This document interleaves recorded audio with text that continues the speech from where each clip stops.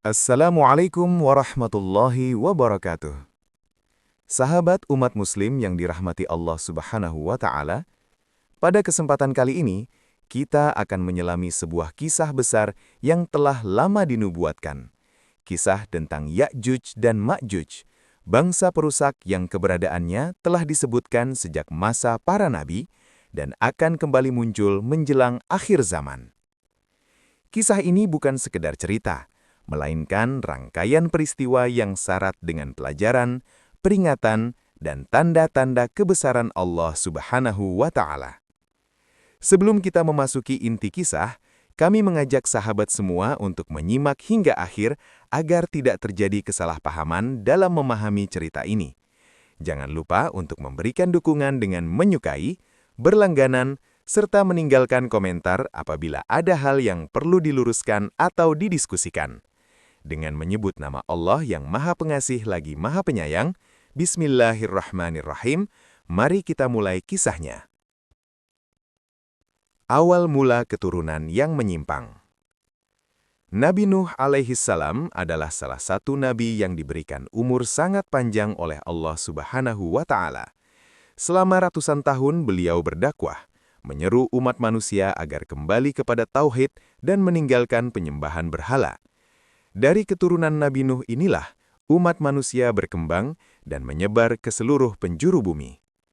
Namun, tidak semua garis keturunan berjalan lurus sebagaimana manusia pada umumnya. Di balik sejarah panjang umat manusia, terdapat kisah kelam tentang lahirnya makhluk-makhluk yang menyimpang dari fitrah manusia biasa. Mereka bukan sekedar manusia, melainkan makhluk yang memiliki kekuatan luar biasa, sifat brutal, dan naluri perusak yang sangat besar. Diceritakan bahwa Nabi Nuh memiliki seorang anak bernama Auj, yang kemudian melahirkan keturunan bernama Oj. Dari garis keturunan inilah lahir sosok raksasa yang dikenal dengan nama On. Ia digambarkan sebagai manusia raksasa yang memiliki tubuh menjulang tinggi, kekuatan fisik yang tak tertandingi, namun minim kebijaksanaan dan dipenuhi sifat egois serta impulsif.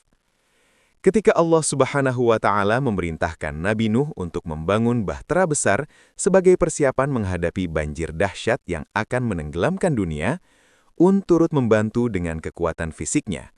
Namun, meskipun memiliki tubuh yang besar, ia tidak memiliki ketundukan hati sebagaimana Nabi Nuh alaihissalam. Ia bertindak semaunya, tanpa memikirkan dampak bagi makhluk lain. Banjir besar dan keangkuhan sang raksasa. Saat banjir besar terjadi, air meliputi seluruh penjuru bumi. Gunung-gunung tenggelam, daratan lenyap, dan kehidupan manusia hampir punah. Namun, tubuh Un yang sangat tinggi membuatnya tidak sepenuhnya tenggelam. Air hanya mencapai sebagian tubuhnya, dan ia bertahan dengan bersandar pada Gunung Ararat, gunung tertinggi di dunia, yang saat itu hanya menyisakan puncaknya. Kesombongan pun tumbuh di hatinya. Ia merasa dirinya makhluk yang tak terkalahkan, bahkan bencana besar yang diturunkan Allah pun tidak mampu membinasakannya. Sejak saat itu, Un mengembara dari satu negeri ke negeri lain, mencari pengakuan dan pemenuhan hawa nafsunya. Teror di negeri Romawi. Pada suatu masa, Un tiba di sebuah negeri besar yang makmur dan megah, dikenal sebagai negeri Rum. Kerajaan ini dipenuhi kekayaan, bangunan megah, dan rakyat yang hidup dalam kemakmuran. Kedatangan Un mengguncangkan seluruh negeri. Tanah berdetar oleh langkah kakinya, dan rakyat diliputi ketakutan luar biasa. Un menghadap raja negeri itu dan menyampaikan permintaannya yang mengerikan. Ia menginginkan seorang gadis perawan yang sesuai dengan ukuran tubuhnya. Permintaan itu bukan hanya ancaman bagi satu nyawa, tetapi juga bagi kehormatan dan keselamatan seluruh kerajaan. Raja dan para penasihatnya diliputi kepanikan. Mereka tahu, menolak berarti kehancuran, namun memenuhi permintaan itu pun sama saja dengan menyerahkan rakyat pada kebiadaban. Setelah bermusyawarah panjang, mereka memutuskan sebuah rencana licik demi menyelamatkan negeri. Patung tipu daya. Raja memerintahkan para pemahat terbaik negeri itu untuk membuat sebuah patung perempuan raksasa dari batu. Selama 12 tahun mereka bekerja tanpa henti, memahat dengan presisi tinggi, menciptakan patung yang tampak sangat nyata. Patung itu dihias dengan pakaian tipis agar terlihat hidup. Dalam sebuah ritual mengerikan, bagian dalam patung dikosongkan dan diisi dengan daging mentah. Daging-daging itu dimasukkan melalui bagian tertentu agar menciptakan ilusi tubuh manusia. Tujuan mereka hanya satu, membuat On percaya bahwa patung itu adalah gadis sungguhan.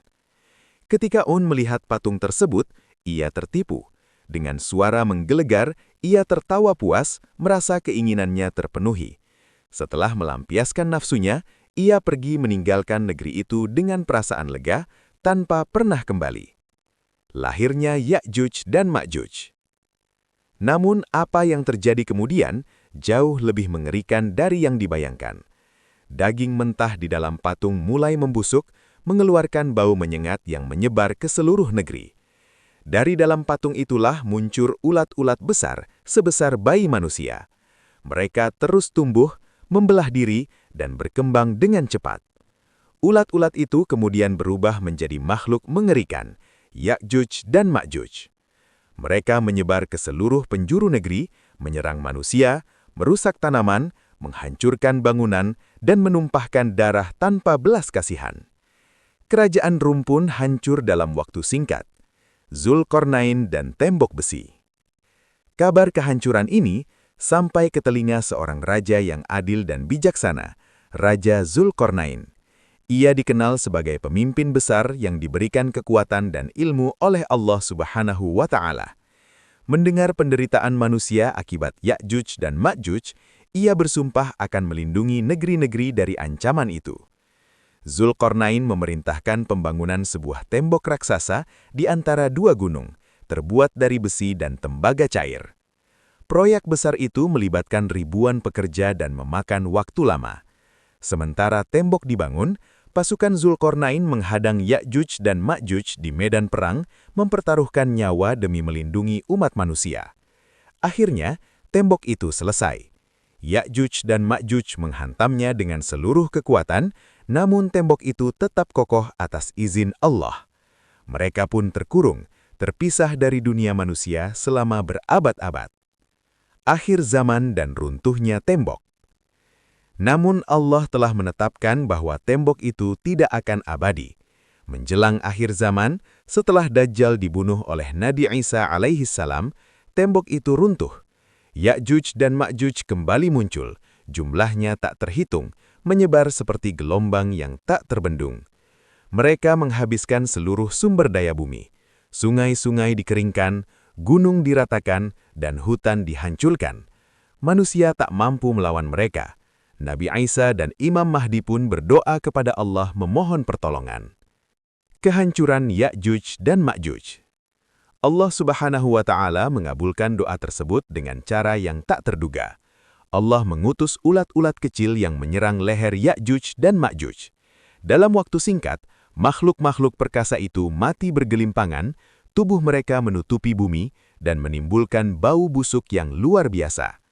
Kemudian, Allah mengutus burung-burung raksasa yang mengangkat bangkai-bangkai Ya'juj dan Ma'juj ke tempat yang hanya diketahui olehnya. Bumi pun dibersihkan, hujan turun, dan kehidupan kembali normal. Penutup dan hikmah. Sahabat umat muslim, kisah Ya'juj dan Ma'juj adalah peringatan nyata tentang dahsyatnya fitnah akhir zaman dan betapa kecilnya kekuatan manusia tanpa pertolongan Allah Subhanahu wa Ta'ala. Dari kisah ini, kita belajar bahwa iman, ilmu, dan amal soleh adalah satu-satunya bekal untuk menghadapi ujian besar di masa depan. Semoga kisah ini menambah keimanan kita dan membuat kita semakin dekat kepada Allah. Wassalamualaikum warahmatullahi wabarakatuh.